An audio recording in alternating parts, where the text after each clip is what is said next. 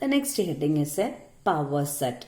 If I am taking set A is equal to 1, 2, 3, how many elements are there in set A? There are only 3 elements. If I want to write the power set of A, I want to represent it as P of A. P of A stands for power set of A. Power set of A means the set of all subsets of A. Set of all subsets of A. So we have to write all the subsets of the given set A.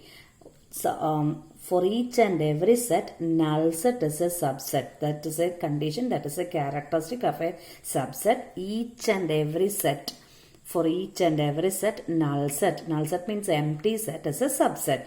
Again, the full set A, the full set means the given set itself as a subset. So for every set, phi and a null set and the full set are always subset. Again, what you have to do to write the subset is, write the subset consisting of one element. So set 1 is a subset of A, set 2 is a subset of A, set 3 is a subset of A. We wrote one element each. Again, what we have to do is write 2 elements each. So set 1, 2 is a subset. Again, set 1, 3 is a subset. Again, one more we can write set 2, 3 is a subset. So we wrote one element each. We wrote 2 elements each. Again, what we have to write next is we have to write 3 elements. 3 elements means it is 1, 2, 3. That is already A. We have written that. Okay. So these much subsets are there for set A. Count how many are there? 1, 2. These are fixed subsets. So 1, 2, 3, 4, 5, 6, 7 and 8. This set, the collection of all subsets of A is called power set of A. എല്ലാ സബ്സെറ്റുകളുടെയും കളക്ഷനെ പറയുന്ന പേരാണ് power set.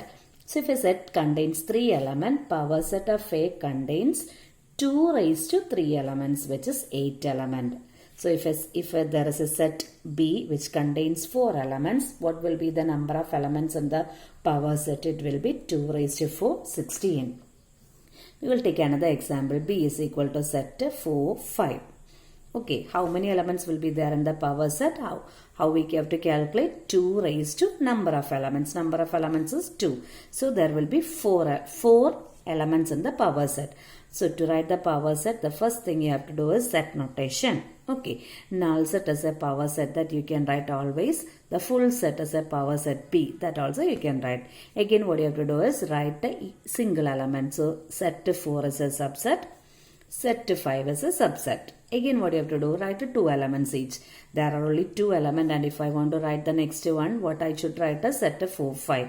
That is already named as B and we wrote here itself, isn't it? So these much elements are there in the power set of B. Sorry, it's B. These much elements are there in the power set of B. So count 1, 2, 3 and 4. So power set means collection of all subset of a set, and it is denoted by P of the set name. If it is A, it is P of A. If it is B, it is P of B. And if A contains n elements,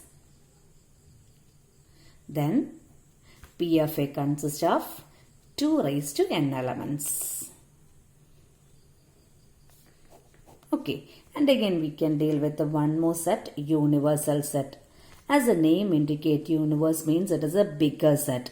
It's a superset. If I am taking A as set 1, 2, 3, 4, I can write universal set as set 1, 2, 3, 4, 5, 6, 7.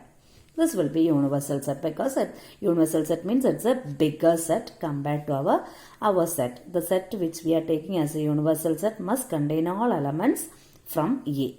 Okay, so universal set means it's a bigger set. It's a superset of the given set and it's always denoted by U. Universal set is denoted as U. And again, null set is always a subset of universal set. Null set means it's an empty set. Empty set is always a subset of universal set. Again, for intervals, we dealt with the 4 type of intervals. For all the intervals, we will take the universal set as real numbers. Set of real numbers R.